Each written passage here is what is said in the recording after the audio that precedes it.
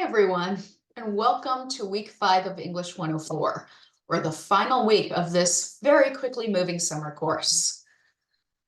I'm going to show you what's going on in week 5.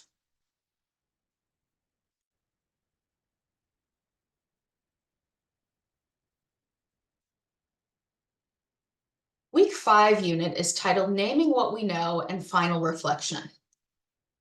This week, you are going to literally name what you know about writing after taking this course and reflect on all the learning you've done throughout this course, as well as how this learning will transfer or apply to future situations. As I said in a previous video, I think it was during week 1 or the overview of the course, I think way back to about a month ago, we designed this course like this at Cal Poly Humboldt because we don't want you to just read and write for the purpose of English 104. We want you to learn about writing so that you can use what you learned about writing in a way that serves you, whether that's other classes in college, your future careers, or your social life outside of work or school. All the types of writing and communication that you do, whether it's academic papers, TikTok videos, emails, reports, we want you to be able to transfer all that knowledge to serve you in the future.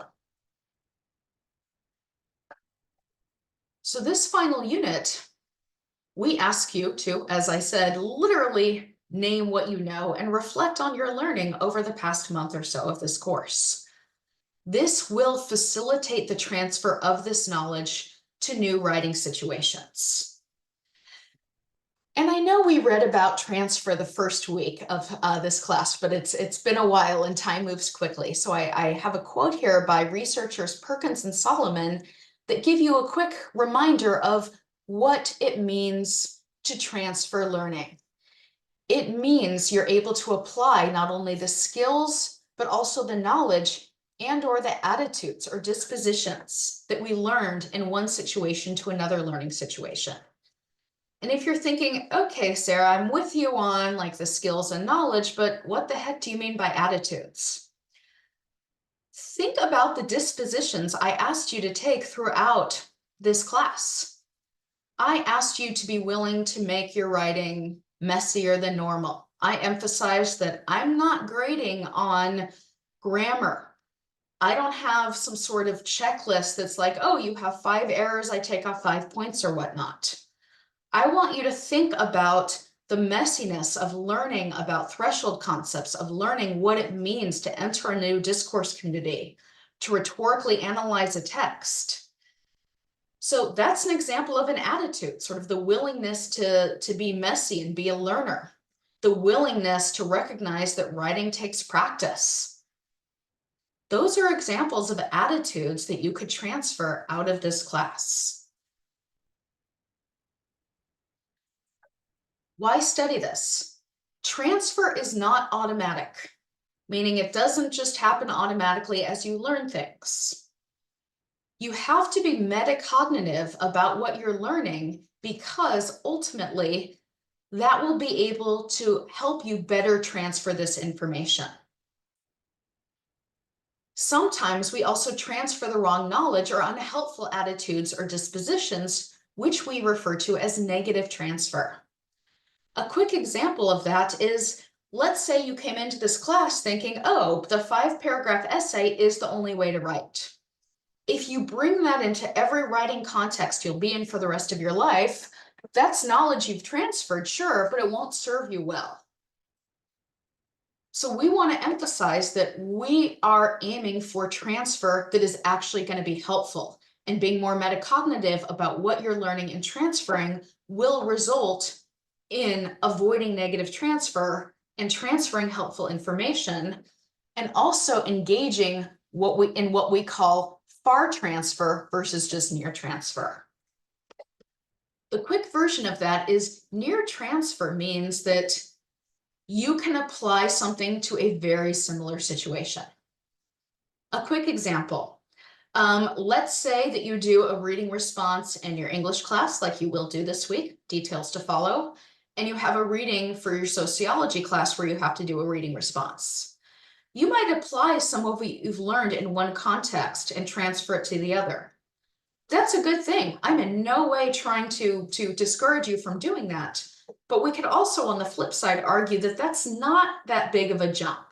They're both college classes, they're similar assignments. The transfer doesn't really go far. It's such a similar circumstance that's why we call it near transfer. Far transfer is where you have to make bigger leaps. For example, let's say in like 10 years, you're at a new job and you have to write something, whether it's a report, a TikTok thing, or it could even be something I can't even predict that doesn't exist yet, a genre that I can't even imagine today in 2025. It will have been a long time since you've taken this class. Maybe you haven't done similar writing since then. Maybe you've been out of the workforce for a few years. But that counts as far transfer because you have to reach pretty far back metaphorically and try to remember, okay, what did I learn about writing in discourse communities? How do I look at the community and tailor my writing to fit what they expect? What is the genre asking me to do? What are all these layers of the rhetorical situation, etc.? That ultimately is going to be far transfer.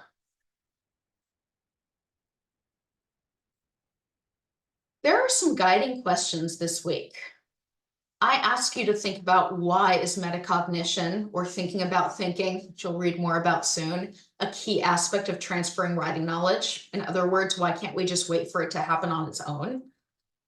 Why is actually making, and not only engaging in reflection, but making it visible, being able to articulate to yourself and possibly an outside audience, such as me, which you'll be doing this week, how is articulating what you've learned a key aspect of naming what you know and ensuring for more effective transfer? And how can you use the project this week to make this all visible? Here are some key terms and concepts. As always, you'll be reading more about these in detail throughout the week.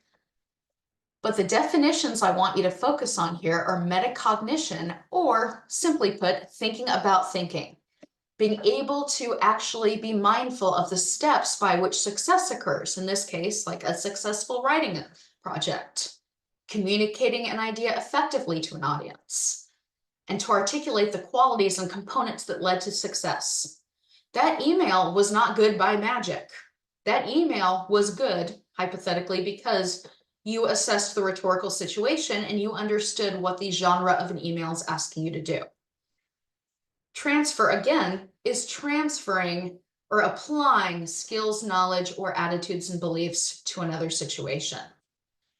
And reflection is the ability to think mindfully, or, as we say here, metacognitively about it. In this case, we're being reflective about what people learned about writing. Why are you making certain choices in your writing? What do you now understand about literacy, about discourse, about rhetoric that ultimately allows you to have a more complicated understanding of, so we put it, quotes, air quotes, how writing works or what writing is.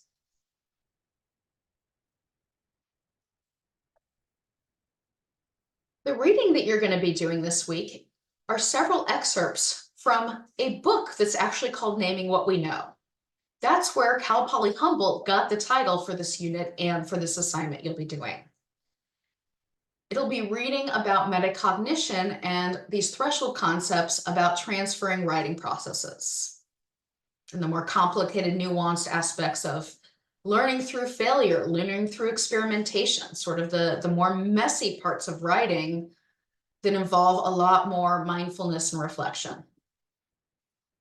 In terms of writing, you won't do a reading guide this week. You'll do a response to a reading that'll be in paragraphs versus just notes. And this is different this week because it's a fast week. You'll see on the when I move to Canvas that in order to accommodate the 4th of July holiday, it's a little bit of a shorter week. But I'm hoping that rather than just doing notes, actually moving towards doing some writing earlier in the week, you'll be able to take that writing and use it to help build your final project, the final reflection. So let's click over to the week 5 module and see what we're looking at. So I want to emphasize again, instead of Monday, Wednesday, and Friday, this week it's Monday, Tuesday, and Thursday night. That is because the course ends on July 3rd to accommodate the holiday. So a reminder that you can always go back to the slides that we just looked at and where this video is linked if you wanted to watch this video again or take a look at the definitions. Then there's some readings that you'll be doing this week. There are 2 readings for this week. The first one is called Metacognition by Michael Martinez, which allows you to read more about metacognition and get a more complicated understanding of the briefer ideas I just introduced. The next one, you have a little bit of a choice. This is a chapter from a book called Naming What We Know. And if you're looking for some fun summer reading, you could always buy the book, or if you find me on campus, I can loan it to you. So I have a PDF here of the entire chapter. This chapter is called All Writers Have More to Learn. And this chapter is divided into little chunks or sections or mini chapters or however you want to put it. And they're labeled as like 4.0, and they all have different titles. 4.0, 4.1, etc. I'm bringing that up here because I want to emphasize that unless you are extremely fascinated by all these, in which case, hell yeah, read the whole thing. I want everybody to read 4.0, the first like chunk in that chapter. And then I want you to choose one other chunk from that section that interests you. So either 4.1, 4.2, and so on. And you could, in order to choose, I recommend just sort of doing an initial skim through of the titles of these sections. Like this one is called Text as an Object Outside Oneself that can be improved and developed. Or failure can be an important part of writing development. And so on. So skim through the titles here. This one's all about revision, for example. And I encourage you to just choose something that sounds interesting to you, that you think will help you to start to think through these ideas, or even something that you're like, oh, wow, I've always struggled with revision. Maybe I should read this one. And so what I want you to do, instead of my reading guide that I usually do, I want you to just go through and answer all these questions. You'll need to write at least 500 words for this whole thing, not per reading. I just want to emphasize that that's cumulative. You're, of course, welcome to write more. I recommend writing on a Google Doc and then copying and pasting that back into Canvas, because I know sometimes computers crash and Google Docs will save it automatically. The reason why I'm having you do this is because the writing that you do for this section can literally be lifted and used for the final project for the course, which is your big writing project for this week. I'm hoping that by doing this type of assignment instead of the normal reading guide, it will be a smoother setup and make the week a little easier for you, because I know finals week is stressful. All right, so speaking of which, your final project for this course is called the final reflection. And what I want you to do earlier in the week, as early as possible, is to at least just preview that assignment. And this is the final for our course. Clicking on this link takes you to the instructions here, where I give some background about, what it means to reflect, what metacognition means, etc. Just reminding you of the mindset you want to be in while you write this. I remind you of our course outcomes, such as, what did I do my best to teach you over the last month? What do I hope you have learned by the time you finish this course? And then you're going to use these guiding questions here to help write your final reflection, which is the very short version. Tell me what you learned about writing, why it matters, and how you will transfer that knowledge. You have several genre options to choose from. You might want to write a reflective essay. I assume you'll use first person I for this. Something like a letter could be really interesting. People have chosen to write letters to me, letters to their, previous selves, letters to people coming into this class or someone younger, in your life, or even, doesn't have to be younger. It could be someone who doesn't know these things about writing and you want to teach them.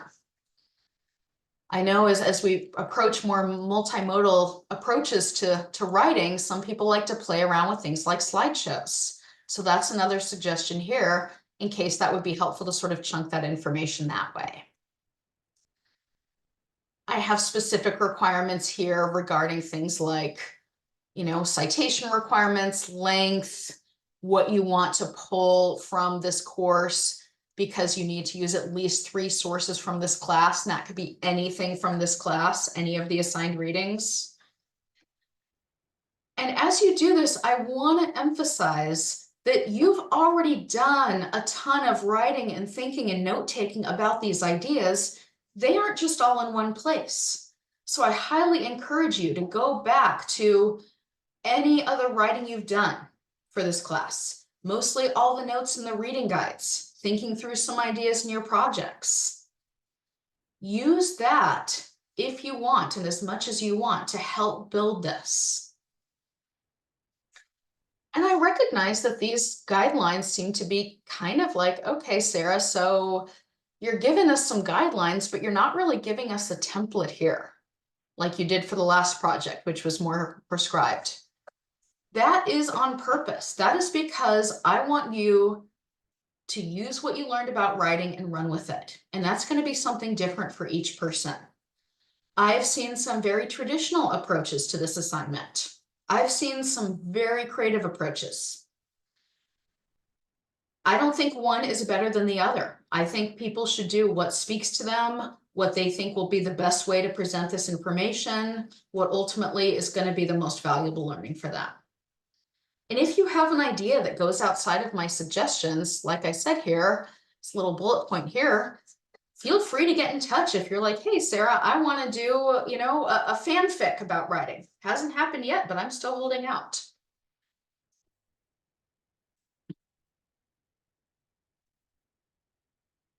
So going back to Canvas for this week, like I said, I know this is a short week, and so if you wanted to turn in a rough draft of this final project, this final reflection to me by Tuesday night and get some feedback, you are 100% welcome to do and encouraged to do so. However, you do not have to. And I have no requirements for the rough draft. If you just want to send me like, hey, Sarah, here's some bullet points. Am I going in the right direction? Absolutely. If you wanted to send me a full draft, absolutely. I just want to make this as helpful and supportive for you as possible without creating a lot of barriers. And then by Thursday night, you will turn in your final reflection, which is the final for this class. And then you can say goodbye to English 104. So folks, that's week 5. I'm here to support you as much as you like. Please get in touch with any questions, any concerns. It has been such a pleasure working with you all this summer. I know I don't know what most of you look like, but now that you know what I look like, if you see me on campus next semester, feel free to come say hi. I would love that. And if I don't speak to you before this, I hope you have a wonderful rest of your summer. Hope you get some rest and fun in, and I'm looking forward to running into you all during the fall semester when most of us are hopefully back on campus together.